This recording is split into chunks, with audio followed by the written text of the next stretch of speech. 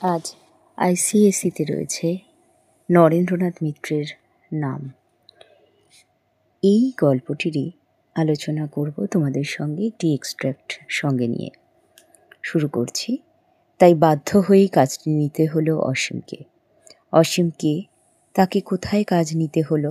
অসীমকে কে কাজ ঠিক করে দিয়েছিল? তাকে বাধ্য হয়ে কেন কাজ নিতে হলো? অসীমকে সেখানে কি কি কাজ করতে হতো? সেখানে তার মাইনে কত ছিল? সেখানে তাকে কী নামে ডাকা হতো? তার নাম পরিবর্তন হয়েছিল কেন? অসীম এই নাম শুনবার জন্য সে কী করত এবং কেন করত? বাংলা সাহিত্যের বিখ্যাত সাহিত্যিক নরেন্দ্রনাথ মিত্রের লেখা নামগল্পের এই অংশে উল্লিখিত অসীম হল বিষ্ণুদাস নামক এক রেশন দোকানদারের প্রয়াত বন্ধুর পুত্র। অসীম 7 থেকে 8-এ উঠতে ফেল করায় স্কুলের হাফ ফিসটা কেটে যায় তার।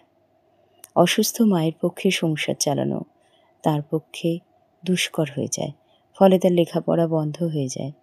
সংসার চালানোর তাগিদে এই ব্রাহ্মণ সন্তান অসীমকে কাজে বেরিয়ে পড়তে হয়। তাকে অর্থাৎ অসীমকে কাজ নিতে হয় বিটি রোডে সরকারি হাউজিং স্টেটের 3তলার ফ্ল্যাটে মিসেস চৌধুরীর বাড়িতে। অসীমকে কাজটি ঠিক করে দিয়েছিল রেশন দোকানের মালিক, অসীমের পিতার বন্ধু বিষ্ণু দাস।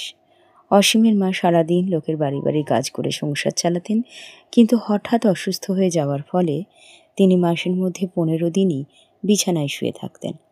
ফলে তার কাজ চলে যায়, সংসারে দেখা দেয় অভাব। এছাড়া অসীম তার পছন্দের কোনো কাজও পাচ্ছিল না, তাই তাকে বাধ্য হয়ে এই কাজটা নিতে হয়। অসীম সেখানে অর্থাৎ মিসেস চৌধুরীর বাড়িতে রেশন ধরা, বাজার করা, ঘর পরিষ্কার করার কাজ করত। এছাড়াও জল তোলা, বাসন মাজার মতন কিছু কাজ বাদ দিয়ে তাকে সব কাজই করতে হতো। সেখানে তার মাইনে ছিল মাত্র 15 টাকা। সেখানে অর্থাৎ মিসেস চৌধুরীর বাড়িতে অসীমকে গোবিন্দ নামে ডাকা হতো। অসীমের নাম পরিবর্তনের কারণ হচ্ছে তার নাম ধরে ওই বাড়ির দুজন ডাকতে পারবেন না। একজন হচ্ছেন মিসেস চৌধুরী আর অপরজন হচ্ছেন তার শাশুড়ি। বাড়ির যিনি কর্তা তার নাম ছিল অসীম চৌধুরী। হিন্দু বাড়ির নিয়ম অনুযায়ী স্বামীর নাম ধরে ডাকার তো নিয়ম ছিল না।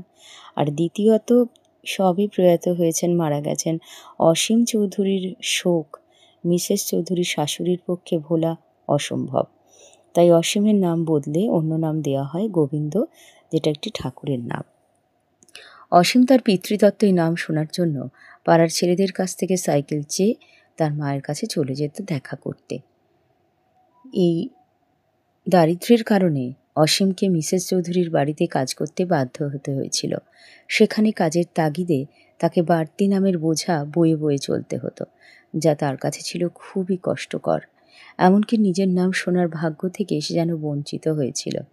তাই নিজের আসল নাম শোনার একটা আকাঙ্ক্ষা ছুটে যেত তার মায়ের কাছে, কারণ মানুষের নাম তার জীবনের সঙ্গে এমনভাবে জড়িয়ে থাকে যা ভোলার নয়, কোনোভাবেই নয়।